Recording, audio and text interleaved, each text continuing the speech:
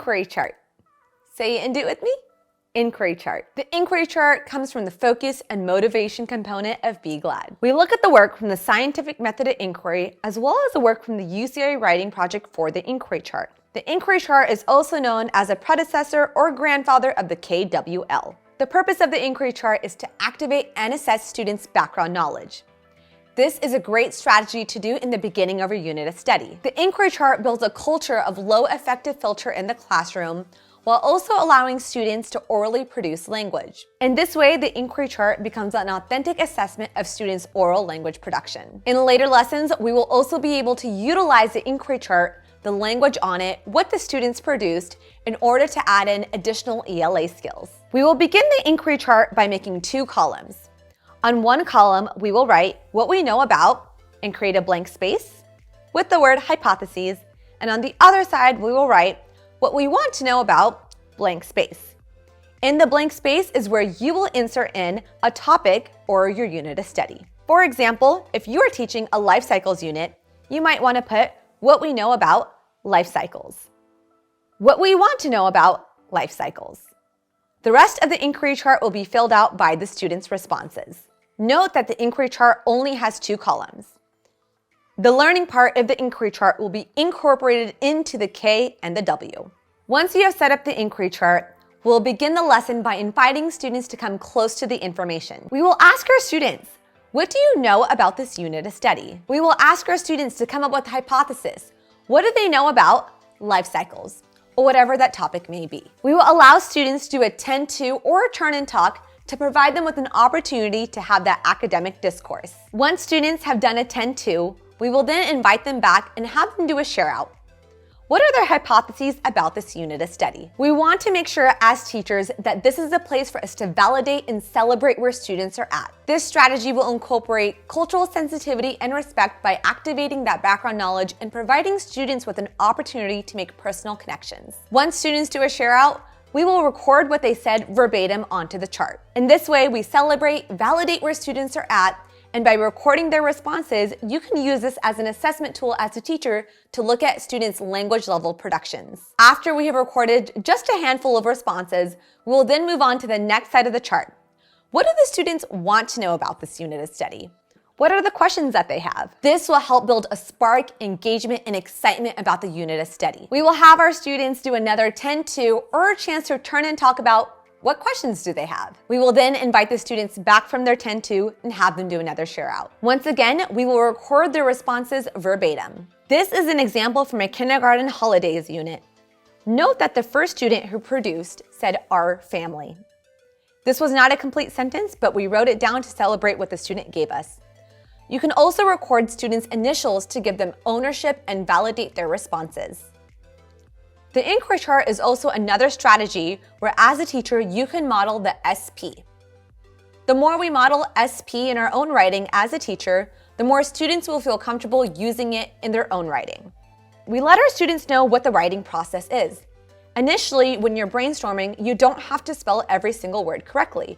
You're simply just getting your thoughts onto paper.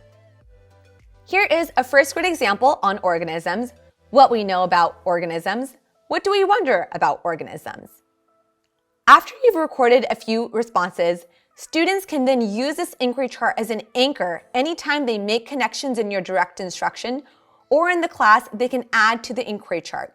For example, in this unit, the teacher showed a picture of a cheetah at one point, and the student got so excited and said, "Cheetahs are fast."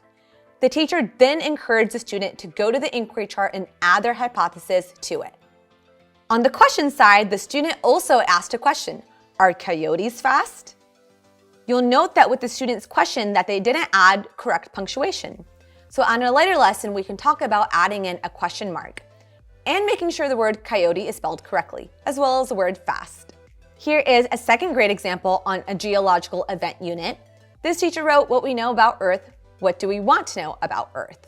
By doing this inquiry chart, as a teacher, you can see what are the misconceptions students have. As a teacher, you can use the inquiry chart as a formative assessment. What background knowledge are students coming in with? This will help to drive your direct instruction.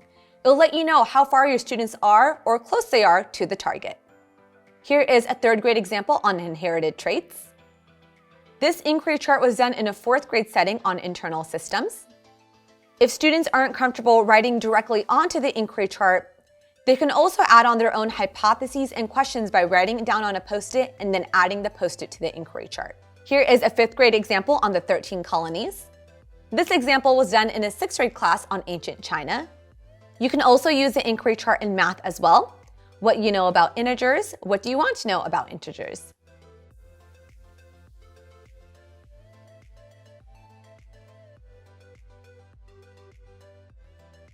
Now, friends, what we're going to do is an activity called an inquiry chart. Say that with me.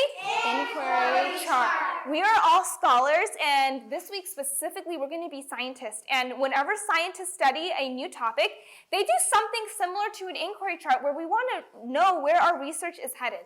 There are 2 sides to our inquiry chart. The first side says what we know about, and we're going to plug in our topic. Our topic is going to be inherited traits. So let's go ahead and write that right here. And let's read it together. Read it with me. What we know about inherited traits. Now, what we list here is going to be our hypothesis. Okay? Hypothesis. Awesome. Say and do that with me. Hypothesis.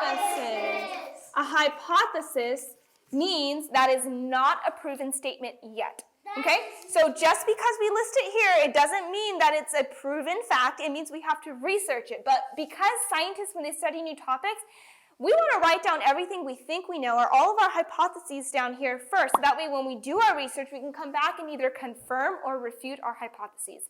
So when I say the signal word, I'm going to have you turn to your neighbor and tell them what you know about inherited traits. And remember, it's just a hypothesis, so if you're not sure if it's a fact or not, you're still going to share it with your neighbor because later we'll come back and we'll prove them, okay?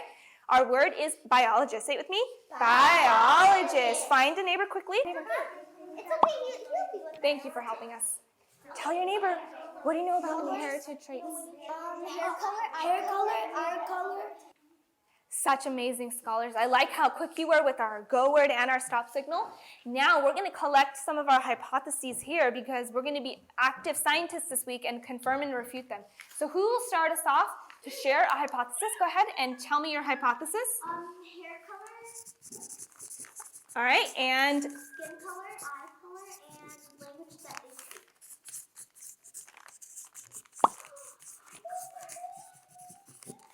Scouts, keep looking for students who are helping us out.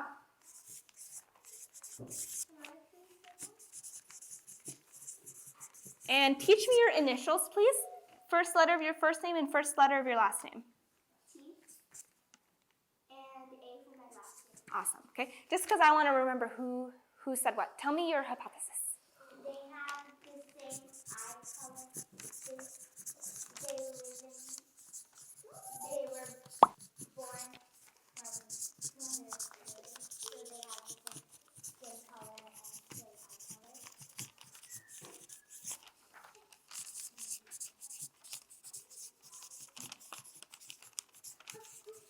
Okay. And I'm going to let you come back and add that last part here. So I'm going to put some ellipses for you to add. And tell me your initials. Okay. All right. And teach me your name. To continue to watch the inquiry chart, check us out on BeGladTraining.com. Sign up for one of our online courses, now available in elementary, secondary, pre-K, and Spanish.